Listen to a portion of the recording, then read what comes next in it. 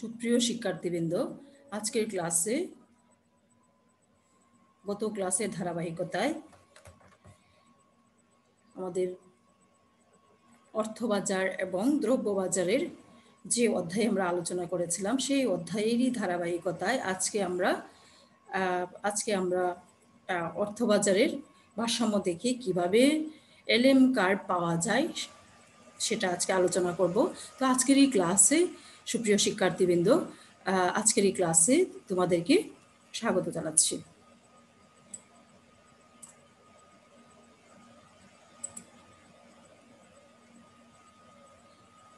আজকে আমরা যে বিষয়টি নিয়ে আলোচনা করব সেটা হচ্ছে যে অর্থবাজারের ভারসাম্য থেকে কিভাবে এলএম রেখা পাওয়া যায়।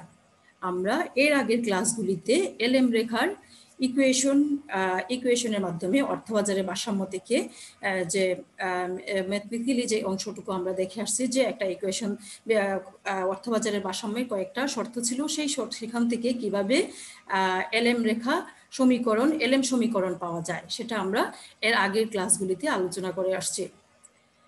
তারপর এলএম কার্ভ কাকে বলে বা এলএম কার্ভ কি দেখায় সেটাও আমরা এর আগের ক্লাসগুলো যদি তোমরা ধারাবাহিকভাবে দেখে থাকো তাইলে এই ক্লাসগুলিতে আলোচনা করেছি, যেখান থেকে আমরা জানি যে তারপরেও আজকে আলোচনার সুবিধার্থেই তোমাদেরকে বলছি যে এলএম কি, এলএম রেখাটা কি দেখায়।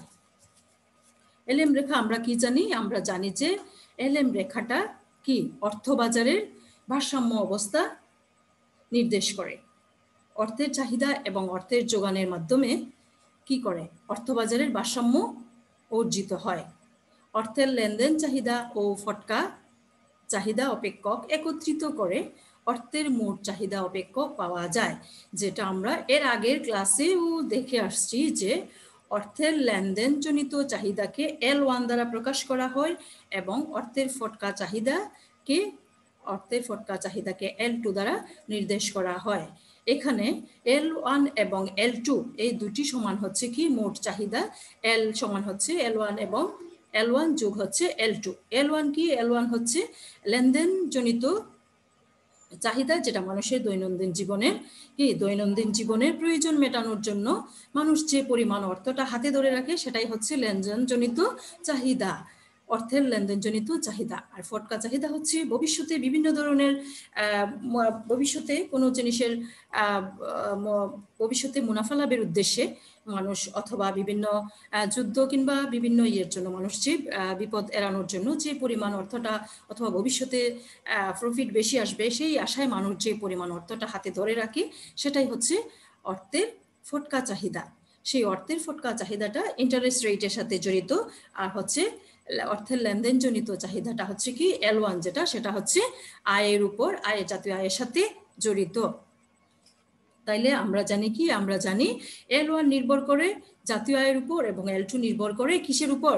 সুদের হারের উপর। L1 হচ্ছে কি? L1 হচ্ছে অর্থের লেনদেনজনিত চাহিদা আর L2 হচ্ছে অর্থের ফটকা চাহিদা।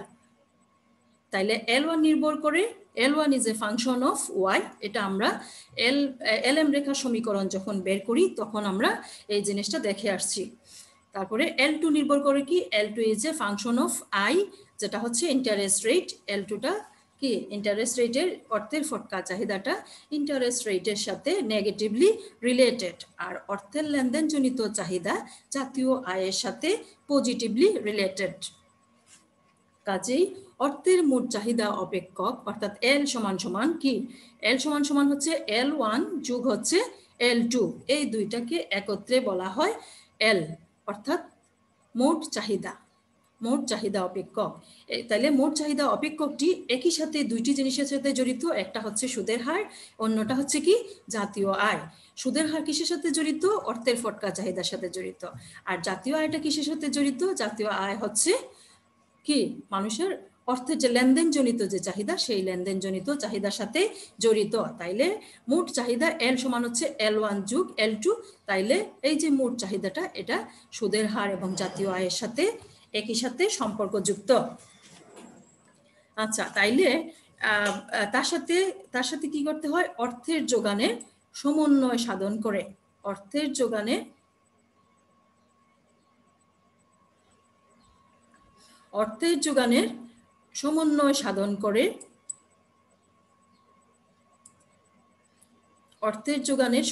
সাধন করে কি করা হয়? অর্থবাজারের ভারসাম্য অবস্থা পাওয়া যায়।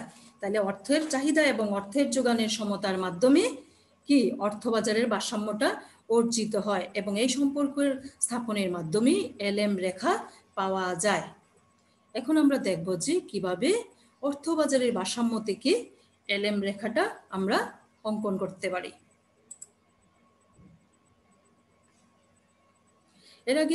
এর আগে আমরা কিন্তু দেখে আসছি যে এলএম রেখা কি, বা এলএম রেখা আমরা এলএম রেখা কি, তাহলে তারপরেও আজকে আমরা দেখব যে এলএম রেখাটা কি। এলএম রেখা হলো এমন একটি রেখা যেখানে একটি নির্দিষ্ট সুদের হারে জাতীয় আয়ের একটা নির্দিষ্ট স্তরে অর্থের চাহিদা ও যোগান পরস্পর সমান হয়। অর্থাৎ এলএম রেখাটা কি দেখায়? অর্থবাজারের ভারসাম্য দেখায়। অর্থবাজারের ভারসাম্য দেখায় যেখানে একটা নির্দিষ্ট সুদের হারে জাতীয় আয়ের একটা নির্দিষ্ট স্তরে একটা নির্দিষ্ট সুদের হারে জাতীয় আয়ের একটি নির্দিষ্ট স্তরে অর্থের চাহিদা এবং অর্থের যোগান পরস্পর সমান হয়, সেই অবস্থাটাই দেখায় কিসের মাধ্যমে? এলএম রেখার মাধ্যমে। তাহলে এখন আমরা দেখব যে অর্থবাজারের ভারসাম্য অবস্থা কিভাবে নির্ণীত হয়। এটা এর আগেও আমরা একটা ক্লাসে দেখে আসছি, যেখানে কি ছিল, যেখান থেকে ইকুয়েশন থেকে আমরা কি এলএম সমীকরণ বা এলএম ইকুয়েশনটা আমরা নির্ণয় করেছি। তারপরও আজকে দেখো, আজকের এই প্রশ্নটা আলোচনার জন্য আবার আমাদেরকে অর্থবাজারের সেই ভারসাম্য অবস্থা সম্পর্কে জানতে হবে। তাহলে অর্থবাজারের ভারসাম্য অবস্থা হচ্ছে কি নিম্নরূপ। L1 ইকুয়াল টু হচ্ছে function of Y. L1 equal to হচ্ছে ফাংশন অফ ওয়াই, যেখানে del L1 by del Y greater than হচ্ছে 0। আমরা জানি কি L1টা হচ্ছে কি অর্থের লেনদেনজনিত চাহিদা। তারপর হচ্ছে যেটা কিসের উপর নির্ভরশীল? ওয়াই এর উপর নির্ভরশীল। ওয়াই এর একটা ফাংশন, ওয়াই হচ্ছে এখানে কি জাতীয় আয়। তাহলে জাতীয় আয়ের সাথে L1 এর অর্থের লেনদেনজনিত চাহিদা সম্পর্ক হচ্ছে কি পজিটিভ সম্পর্ক। অর্থাৎ একটা যদি বাড়ে আরেকটা বাড়ে, একটা যদি কমে অন্যটা কমে। আচ্ছা, তারপর হচ্ছে L2 is a function of কি আই মানে কি ইন্টারেস্ট রেট। তাহলে ডেল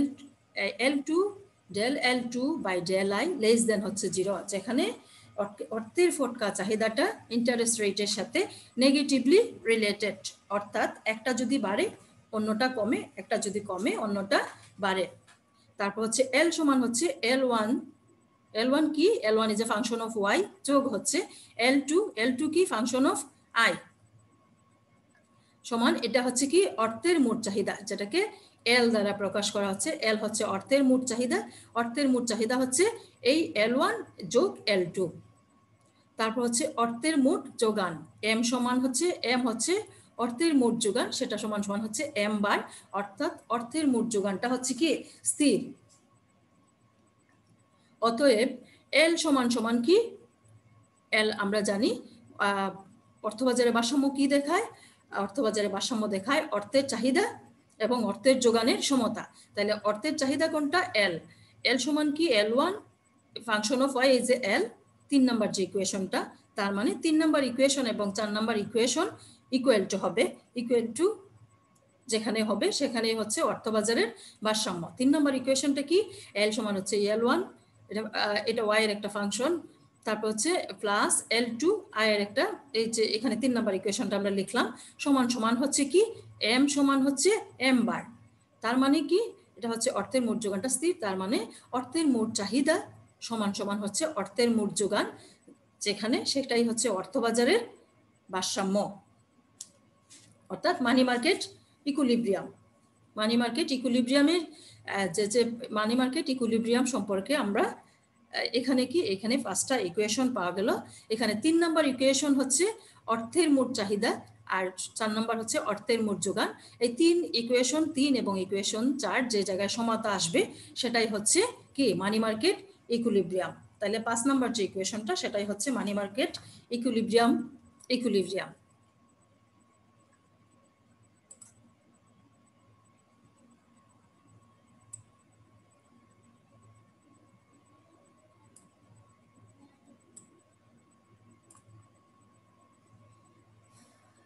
এবার দেখো যে আমরা কিভাবে অর্থবাজারের ভারসাম্য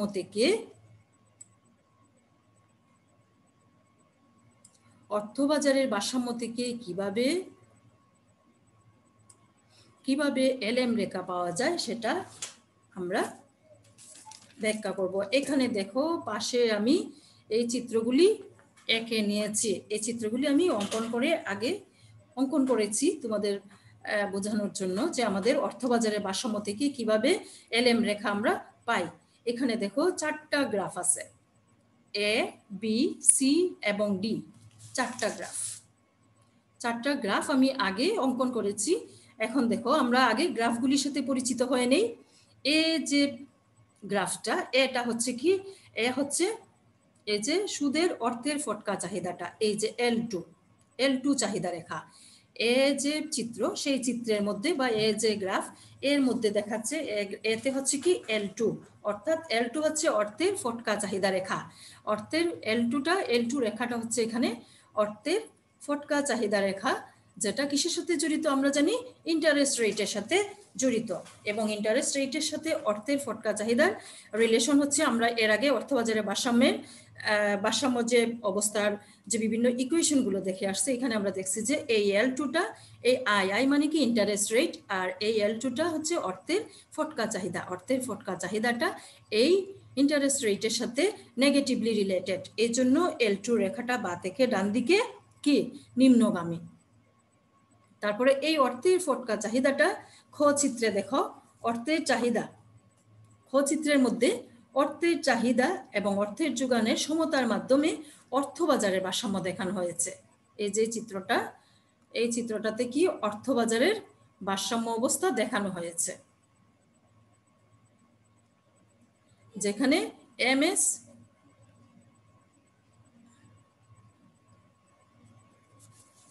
অর্থবাজারের ভারসাম্য অবস্থা দেখানো হয়েছে, যেখানে এমএস ইকুয়াল টু হচ্ছে কি, এমএস ইকুয়াল টু হচ্ছে এম বার।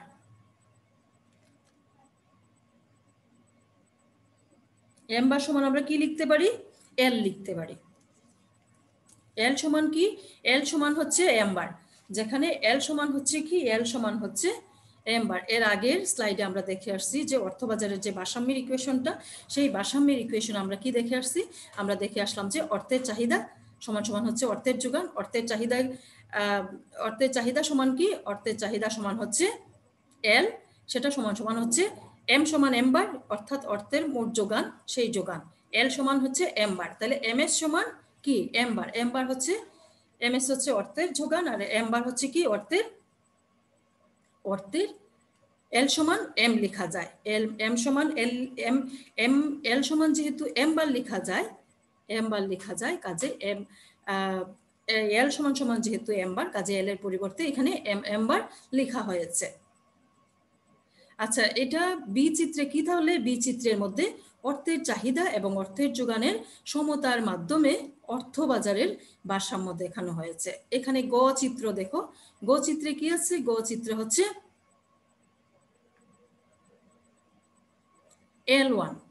L1 কি অর্থের লেনদেনজনিত চাহিদা রেখা।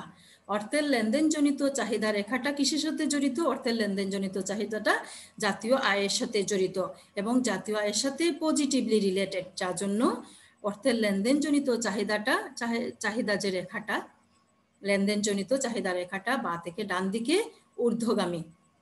তারপরে 4 নম্বর যে চিত্র, সেখানে দেখো সেই 4 নম্বর চিত্রের মধ্যে এসে কি হলো, সুদের হার ও জাতীয় আয়ের মধ্যে সম্পর্ক, সুদের হার এবং এই জাতীয় আয়ের মধ্যে সম্পর্ক স্থাপনের মাধ্যমে এলএম রেখা অঙ্কন করা হয়েছে। তাইলে আমরা এখানে কি প্রথমে 4টা চিত্রের সাথে আমরা পরিচিত হলাম। আমি আবার বলছি, তোমরা যদি বুঝে না থাকো তাইলে দেখো যে এ হচ্ছে কি, এ হচ্ছে অর্থের ফটকা চাহিদা L2, এটা হচ্ছে L2, অর্থের ফটকা চাহিদাটা কিসের সাথে সম্পর্ক, ইন্টারেস্ট রেটের সাথে সম্পর্ক। তা আমরা জানি L2টা ইন্টারেস্ট রেটের সাথে নেগেটিভলি রিলেটেড, অর্থাৎ ঋণাত্মক সম্পর্ক, যার জন্য L2 রেখাটা বাঁ থেকে ডান দিকে কি ডাউনওয়ার্ড স্লোপিং, অর্থাৎ বাঁ থেকে ডান দিকে হচ্ছে নিম্নগামী। সেই L2টা আবার এই বি চিত্রে কি দেখাচ্ছে, বি চিত্রে দেখাচ্ছে অর্থ বাজারের কি ভারসাম্য অবস্থা, যেখানে অর্থের চাহিদা এবং অর্থের যোগানটা কি সমতা, অর্থের চাহিদা এবং অর্থের যোগানের সমতা। এমএস, এই যে এমএস ইকুয়াল টু এম বার, আমরা জানি এম বার সমান সমান হচ্ছে এল। এল মানে হচ্ছে অর্থের চাহিদা, অর্থের চাহিদা।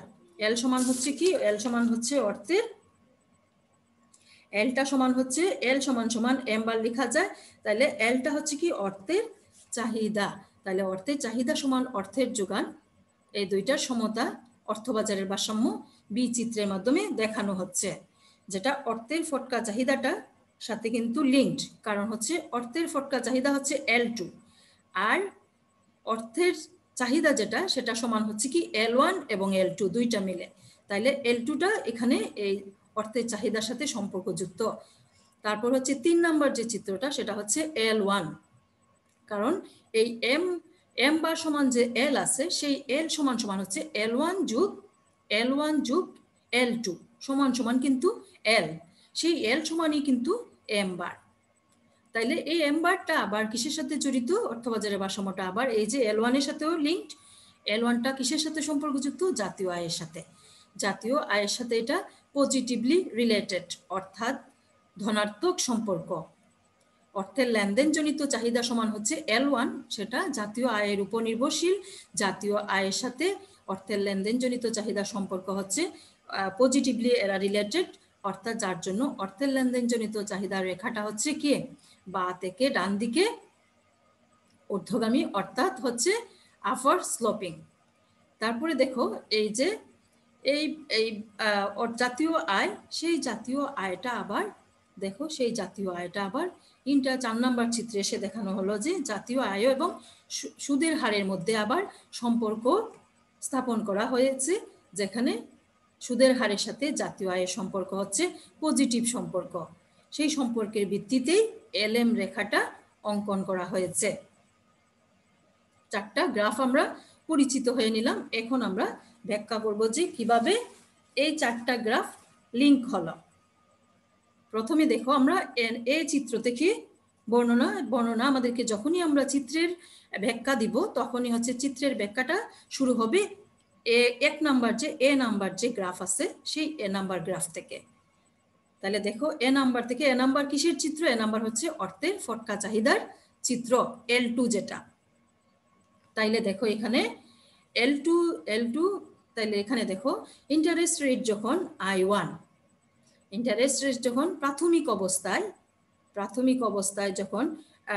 অবস্থায় যখন ইন্টারেস্ট রেট I1 যেটা অর্থের ফটকা চাহিদা তখন হচ্ছে কি M1।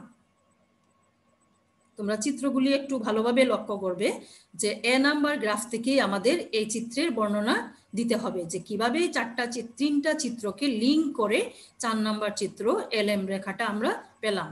তাহলে এই চিত্রের ব্যাখ্যা হচ্ছে, এই চিত্রে হচ্ছে অর্থের ফটকা চাহিদার চিত্র, এই এ চিত্রের মধ্যে কি অর্থের ফটকা চাহিদা মানে হচ্ছে L2, এই L2টা রিলেশন হচ্ছে ইন্টারেস্ট রেটের সাথে, ইন্টারেস্ট রেটের সাথে এটা রিলেশন হচ্ছে নেগেটিভ, যার জন্য রেখাটা বা থেকে ডান দিকে নিম্নগামী বা ডাউনার স্লোপিং।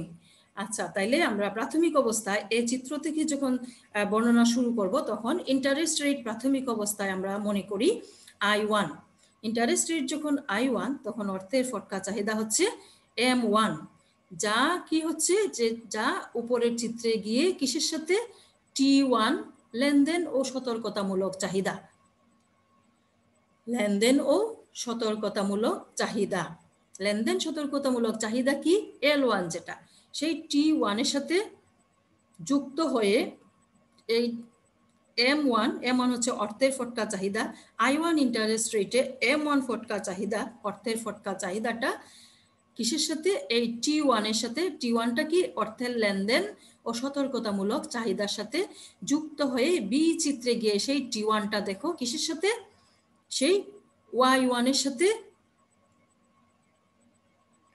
বি চিত্রে গিয়ে কি বি অর্থের যুক্ত হয়ে এই বি চিত্রে অর্থের মোট চাহিদা এবং অর্থের যোগানের সমতা দেখানো হয়েছে। আচ্ছা, এই বি চিত্রে এসে সেই T1টা জাতীয় আয় Y1 এর সাথে কি জাতীয় আয় Y1 এর সাথে যুক্ত হয়েছে।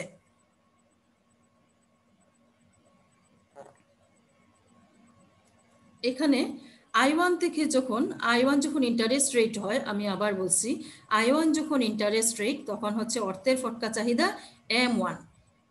সেই M1টা কি হয়, সেই M1 যা উপরের বি চিত্রে গিয়ে কিসের T1 লেনদেন ও সতর্কতামূলক চাহিদার সাথে যুক্ত হয়ে চিত্রে কিসের অর্থের মোট চাহিদা এবং অর্থের মোট যোগানের সমতা এই বি চিত্রের মধ্যে দেখানো হয়েছে।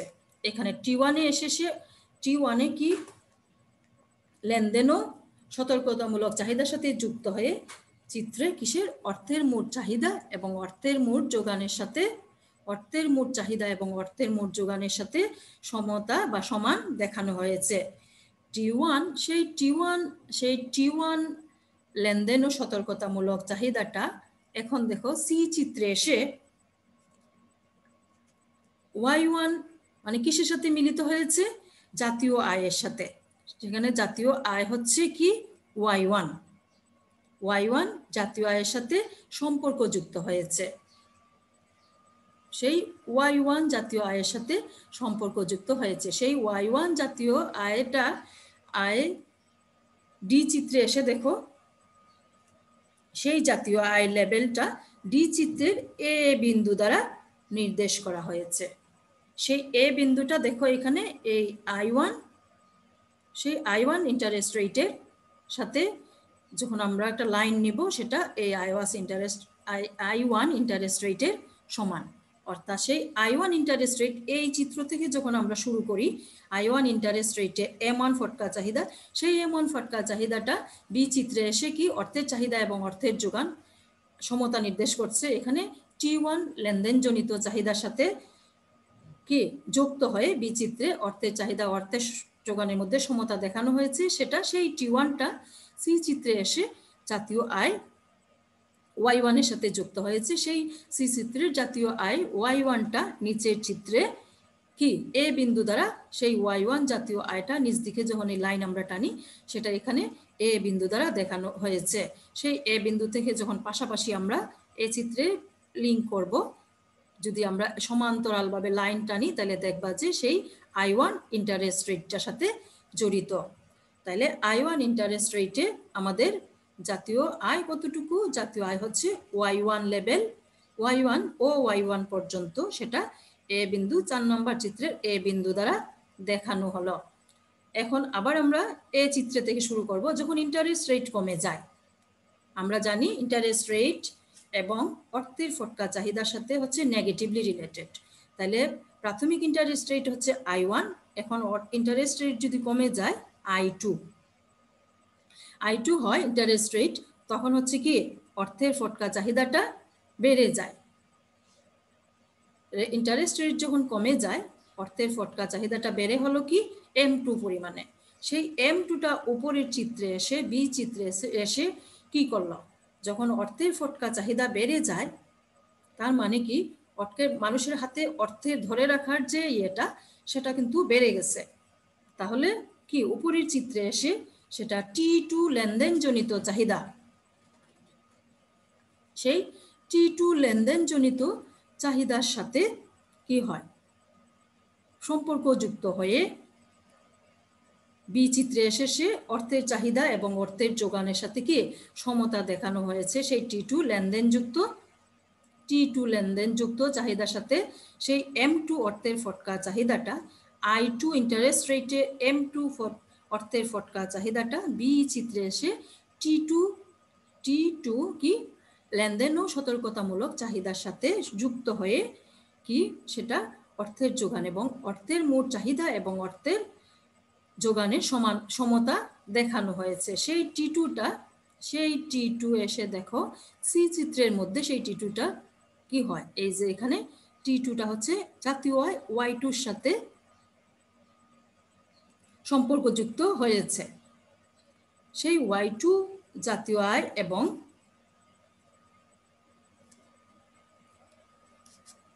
আয় স্তরের উপর দেখা যায় এই যে এই T2টা লেনদেনজনিত চাহিদা এবং লেনদেন ও সতর্কতামূলক চাহিদাটা এই Y2 জাতীয় আয় স্তরের উপর কি নির্ভরশীল।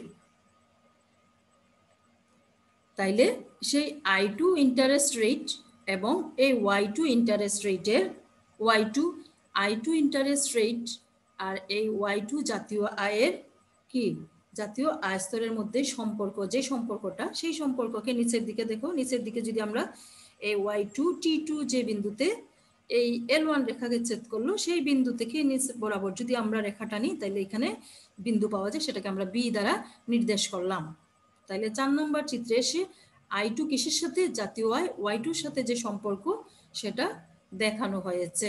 তাইলে আমরা কি I1 ইন্টারেস্ট রেটের সাথে লিঙ্ক হয়ে কি পেলাম, A1 বিন্দু I2 ইন্টারেস্ট রেটের সাথে লিঙ্ক করে আমরা কি পেলাম, B বিন্দু। তাহলে A বিন্দু এবং B বিন্দু দুইটা বিন্দু যোগ করার ফলে আমরা যে রেখাটা পাই, যেটা যে দেখো বা থেকে ডান দিকে হচ্ছে ঊর্ধ্বগামী রেখা, সেই রেখাটার নামই হচ্ছে LM রেখা। সেই রেখাটা কি দেখাচ্ছে, ইন্টারেস্ট রেট যখন বেশি তখন কি জাতীয় আয়ও বেশি, ইন্টারেস্ট রেট যখন কমে গেল তখন জাতীয় আয়ও কমে গেল, অর্থাৎ জাতীয় আয়ের সাথে ইন্টারেস্ট রেটের সম্পর্কটা হচ্ছে পজিটিভ সম্পর্ক। কিভাবে লিঙ্ক, একটা আমরা যদি ধরে নিই যে বাস্তবতায় যে ইন্টারেস্ট রেট কি, ইন্টারেস্ট রেট বেড়ে গেল, ইন্টারেস্ট রেট যদি বেড়ে যায় তাহলে কি হয়, ইন্টারেস্ট রেট বেড়ে গেলে মানুষের কি ইনভেস্টমেন্টের পরিমাণটা কি হয়, কমে যায়। তাহলে কি হয়, মানি সাপ্লাই, মানুষের হাতে অর্থের পরিমাণটা বেড়ে যায়। তাহলে অর্থের পরিমাণটা যদি বেড়ে যায় তাহলে কি হয়, ওভারঅল জাতীয় আয়টা, এগ্রিগেট সাপ্লাই যখন বেড়ে যাবে তখন জাতীয় আয়টা কি হবে, জাতীয় আয়টা গিয়ে বেড়ে যাবে। আবার ইন্টারেস্ট রেটটা যদি কমে যায় তাহলে কি হয়, মানুষের বিনিয়োগটা বেড়ে যায়, বিনিয়োগ বেড়ে গেলে মানুষের মানি সাপ্লাই কমে যায়, মানুষের হাতে অর্থের যোগানটা কমে গেলে কি হয়, জাতীয় আয়টাও কমে যায়। এই জন্য ইন্টারেস্ট রেটের সাথে কি, ইন্টারেস্ট রেটের সাথে জাতীয় আয়ের সম্পর্ক হচ্ছে পজিটিভ সম্পর্ক, অর্থাৎ ইন্টারেস্ট রেট যদি বাড়ে জাতীয় আয় বাড়ে, ইন্টারেস্ট রেট যদি কমে জাতীয় আয় কমে। তাইলে ইন্টারেস্ট রেট এবং জাতীয় আয়ের সম্পর্ক স্থাপনের মাধ্যমে আমরা যে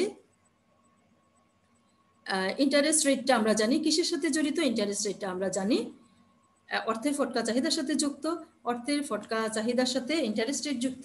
আবার অর্থের চাহিদাটা কিসের সাথে যুক্ত, অর্থের চাহিদাটা যুক্ত হচ্ছে লেনদেনজনিত চাহিদা এবং হচ্ছে কি অর্থের ফটকা চাহিদা, এই দুইটার যোগফল হচ্ছে অর্থের চাহিদা। তাইলে এই অর্থের চাহিদাটা অর্থের ফটকা চাহিদা এবং অর্থের লেনদেনজনিত চাহিদা, এই সি এবং এ, এই দুইটার যোগফল হচ্ছে কি এল। তাইলে আমরা জানি এই L2 অর্থের ফটকা চাহিদা ইন্টারেস্ট রেটের সাথে জড়িত, আর হচ্ছে L1টা জাতীয় আয়ের সাথে জড়িত। তাইলে এভাবেই আমরা জাতীয় ইন্টারেস্ট রেট এবং কি ইন্টারেস্ট রেট এবং জাতীয় আয়ের মধ্যে সম্পর্ক স্থাপন করে আমরা LM রেখা অঙ্কন করতে পারি।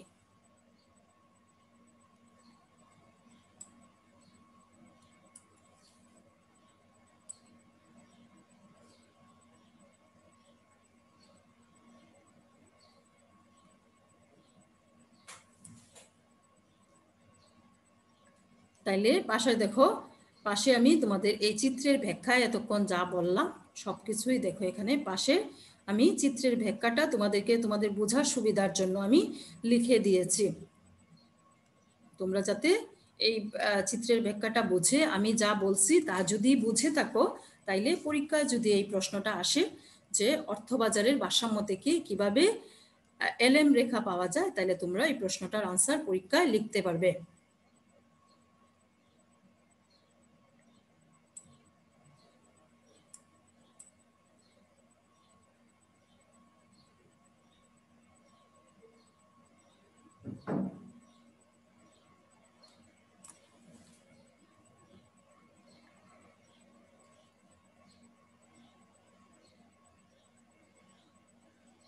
তাহলে আজকের ক্লাসে আমরা যে প্রশ্নটা ছিল যে অর্থবাজারের ভারসাম্য থেকে কি LM রেখা অঙ্কন করো, তাহলে আমরা এই 4টা গ্রাফ অঙ্কন করে পরীক্ষায় প্রশ্ন আসলে 4টা গ্রাফ অঙ্কন করে আমরা L1 এবং L2 লিঙ্ক করব কিসের সাথে, এই যে Bর সাথে লিঙ্ক করে L1 L2 লিঙ্ক হয়ে আমরা বাস্তব যে লজিকটা সেই লজিকটাকে আমাদের মাথায় আনতে হবে যে ইন্টারেস্ট রেট যদি কমে, ইন্টারেস্ট রেটের সাথে কিসের জড়িত, বিনিয়োগের জড়িত, অর্থের ফটকা চাহিদাটার সাথে ইন্টারেস্ট রেট জড়িত। এখানে অর্থের ফটকা চাহিদার সাথে ইন্টারেস্ট রেটটা হচ্ছে নেগেটিভলি জড়িত, এই অর্থের ফটকা চাহিদার ইন্টারেস্ট রেট যদি বাড়ে বা কমে অর্থের ফটকা চাহিদাটা বাড়ে বা কমে, অর্থাৎ ইন্টারেস্ট রেট যদি কমে অর্থের ফটকা চাহিদা বাড়ে, ইন্টারেস্ট রেট যদি বাড়ে অর্থের ফটকা চাহিদা কমে। অর্থাৎ এটা নেগেটিভ রিলেশন। এটার সাথে জড়িত হচ্ছে কি, এটার সাথে জড়িত হচ্ছে অর্থবাজারের ভারসাম্য, যেখানে ভারসাম্য সমান হচ্ছে এল সমান সমান হচ্ছে এম এস। এই যে মানি সাপ্লাই, অর্থের যোগান সমান সমান হচ্ছে অর্থের চাহিদা। এই এম বার সমান সমান এল, এই জন্য এখানে এল এর পরিবর্তে এম বার লেখা যায়। তাহলে এই এই অর্থবাজারের ভারসাম্য এল এর সাথে যুক্ত হচ্ছে এই L1 এবং L2। এই L1 এবং L2 সাথে লিঙ্ক করে আমরা 4 নম্বর চিত্রে এসে যে বিন্দুগুলি পেলাম সেই বিন্দুগুলোকে যোগ করলে আমরা যে রেখাটা পেলাম সেটাই হচ্ছে কি LM রেখা। তাহলে LM রেখা কি দেখাচ্ছে, একটা নির্দিষ্ট সুদের হারে জাতীয় আয়ের, নির্দিষ্ট একটা জাতীয় আয়ে অর্থবাজারের কি দেখায়, অর্থের যোগান এবং অর্থের চাহিদার সমতা দেখানো হয়েছে।